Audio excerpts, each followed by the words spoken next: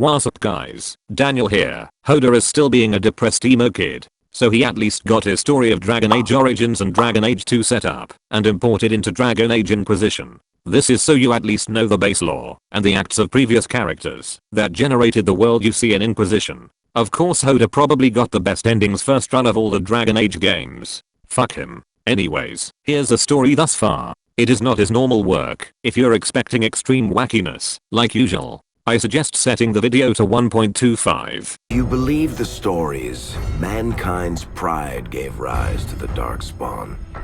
Countless in number and toxic to all life, Darkspawns search endlessly for an archdemon. When they find one, Darkspawn armies surge up from their corrupt barrows beneath the ground, and a blight begins. Grey Wardens are the only warriors capable of destroying an archdemon, and history always honors the one who sacrifices all to kill the beast. In the 5th Blight, the Warden was the hero of Ferelden. Youngest child of Ferelden's powerful Terran Cousland. Betrayal saw the Cousland's ancestral castle burn, and the Terran and his wife slain.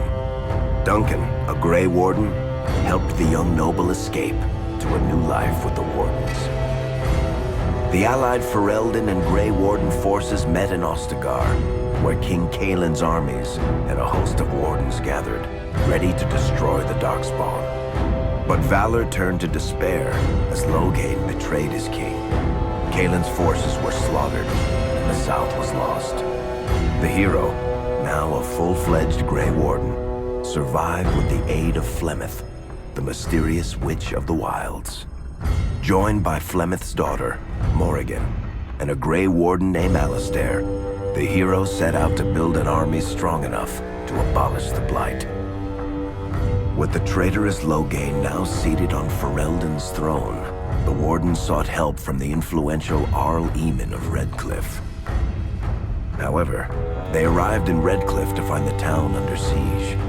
As each night, undead rose in waves and assailed the battered village. With the hero's help, the people of Redcliffe stood fast against the undead horde. The Wardens reached Arl Eamon's castle only to find the Arl lying at the edge of death, and his court fallen into madness. To save his father's life, Eamon's young son, Connor, had made a deal with a demon, and quickly fallen victim to its possession. The hero intervened, freeing Connor from possession and breaking the demon's hold over Redcliffe. But deals with demons are never straightforward. The demon agreed only to save Eamon's life, not restore him to health. Arl Eamon needed a miracle to recover. The hero located an urn containing the sacred ashes of Andraste, which were said to cure any ailment. The urn was protected by ancient traps, tests of will, and a dragon-worshipping cult that wanted to twist the urn's power to its own ends. The urn remained pure, but mysteriously disappeared after the Wardens departed. Only the temple dedicated to it still stands. With a pinch of the ashes, the hero restored the Arl to health. Informed of Loghain's treachery, Eamon swore his political and military support. The circles of Magi are bound by oath to aid the Grey Wardens in times of blight. However, Lake Calenad's tower could offer little help. One of its mages, Uldred, had become possessed by a pride demon and was twisting other circle mages into abominations. The hero fought to the top of the tower and defeated Uldred, saving the remaining mages. Grateful for their lives, the mages joined the Warden's army. The allies gained at the Circle were not the only soldiers to join the Warden's forces, however. Dalish elves don't usually make alliances, but even deep hatred can be set aside in the face of oblivion. An ancient curse was destroying Ferelden's largest Dalish clans, turning the elves into werewolves. Zathrian, the clan's keeper, claimed that the cure required the heart of the great wolf, Witherfang. Years before, Zathrain himself had afflicted a group of humans with the curse that now ravaged his clan. As long as he lived, the curse endured. The hero freed the werewolves from the long-standing curse, and the Daedalus joined the Warden's forces. Blights may happen hundreds of years apart, but the dwarves who live below the surface of Thedas fight Darkspawn every day.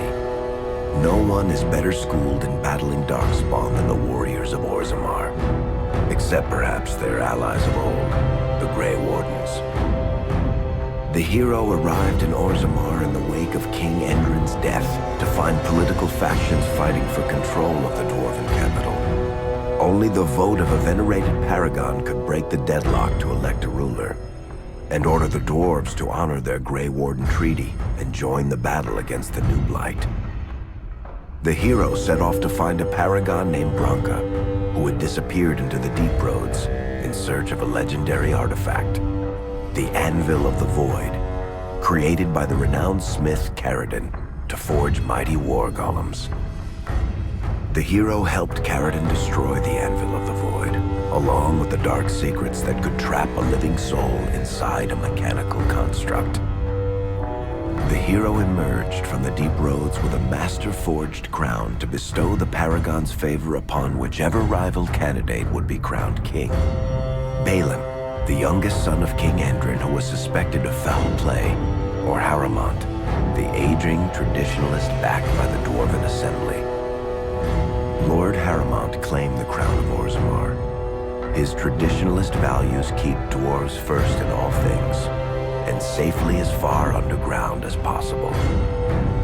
With Jordan's strength now bolstering the Warden's army, the hero had to deal with Loghain so Ferelden could stand unified against the Darkspawn before the Blight swallowed the world.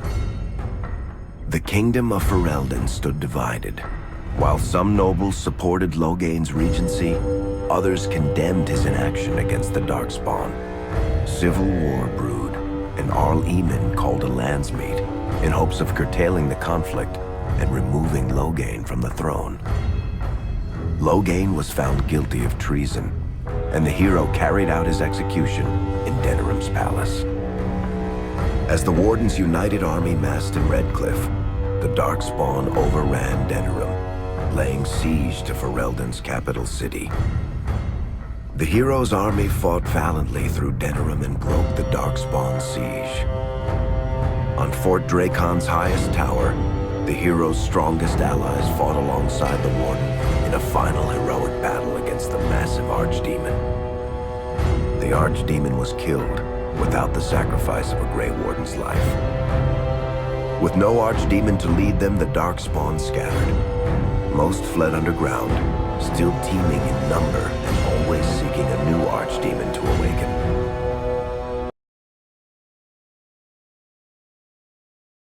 It all began in Kirkwall, the fall of Knight Commander Meredith, the Kunari Uprising, and of course, the Chantry's destruction and the onset of Mage Rebellion. One person always stood amidst the swirling chaos: Hawk, the champion of Kirkwall. The Hawk family fled Lothering, refugees from the Blight. Leandra, mother of the champion, and siblings Bethany and Carver hoped to find refuge at her family's estate in Kirkwall, far to the north. While Hawk had no magical abilities, the champion was at the heart of events that ultimately led to the Mage Rebellion. The Hawks escaped the Blight with the help of Aveline Valen, a warrior and family friend. It's said that the family was also aided by Flemeth, the notorious Witch of the Wilds. Hawk's brother, Carver, never reached the Free Marches. He was killed by Darkspawn while protecting his family. The family's first years in Kirkwall were difficult. Leandra's brother Gamlin had lost the family fortune. The Hawks lived in poverty, forced to indenture themselves in return for entrance to the city. To pay off the debt, Hawk was forced to work for a band of mercenaries. All the while, Hawk and Bethany did their best to hide Bethany's magic from the Templars. Opportunity eventually struck in the form of a dwarf named Bartran Tethras, who was planning an expedition to the Deep Roads.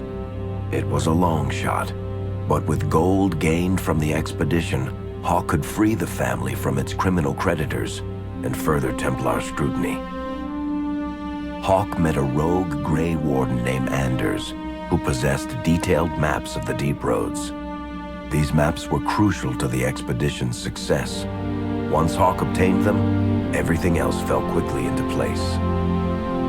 Bethany joined Hawk on the expedition. The siblings found ancient dwarven treasure and a statuette formed from a strange red lyrium. Bethany fell victim to the blight that suffuses the deep roads, but Anders led her to a group of Grey Wardens who were able to save her life. The gold Hawk recovered from the deep roads brought back Leandra's stately childhood home in Hightown. The Hawks had barely settled into their new home when Leandra was murdered, a deeply sinister and twisted killing. Hawk hunted down Quentin, the blood mage responsible, but could not prevent Leandra's death. Leandra's tragic death was part of a critical problem facing Kirkwall.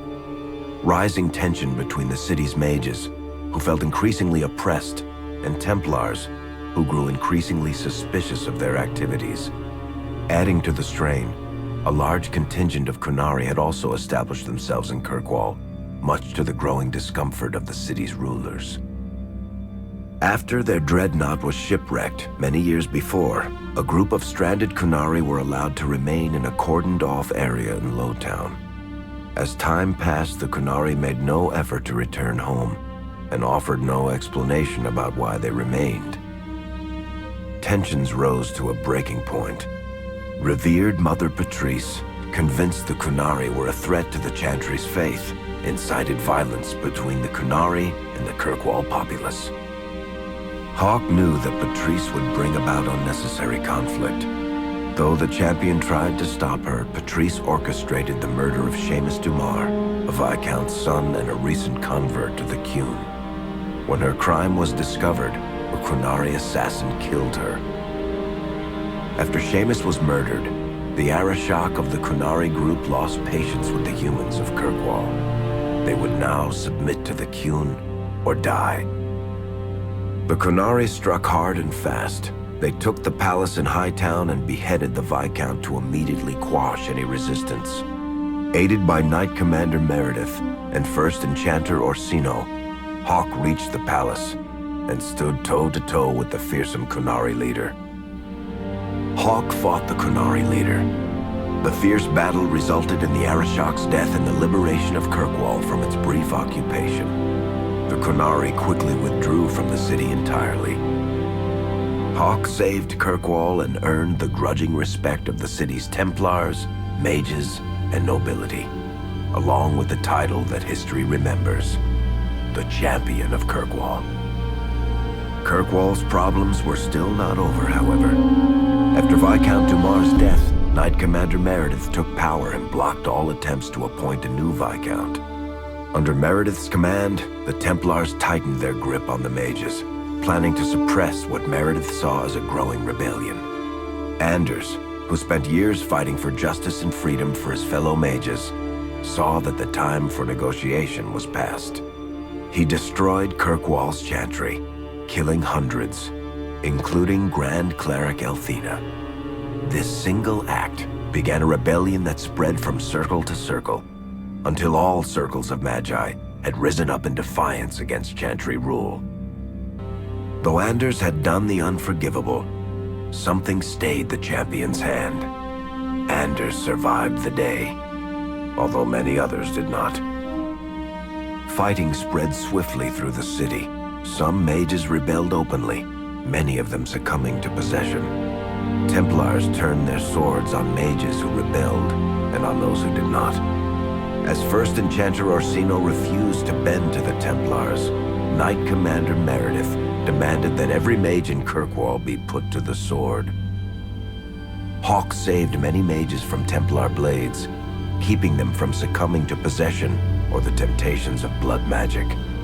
In the end, however, Hawk was forced to strike down Orsino, who had betrayed his own values by resorting to blood magic himself. The battle proved one thing. Knight Commander Meredith had gone mad. Hawk saw the truth of it when Meredith unsheathed her sword, and the red lyrium idol from the deep roads was embedded within it. The blade fueled her hatred and paranoia, as it had for months. After a horrific battle, the red lyrium of the Knight Commander's sword consumed her as she died.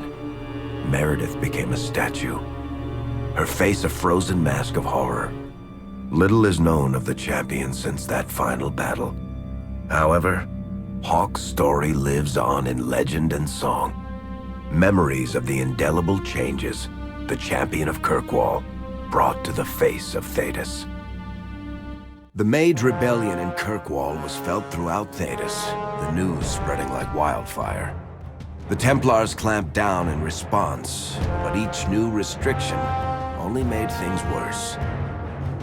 Led by Grand Enchanter Fiona, the mages voted for independence. The Circle of Magi would govern itself, without the Chantry and especially without the Templars. The result was cataclysmic. 2 circles were destroyed. Those within killed to the last mage, before the rest fled into the wilderness. Perhaps the mighty Empire of Orlais could have intervened in the war before it began, but that was not to be. Grand Duke Espard began a deadly civil war against Empress Celine, vying for the Orlesian throne.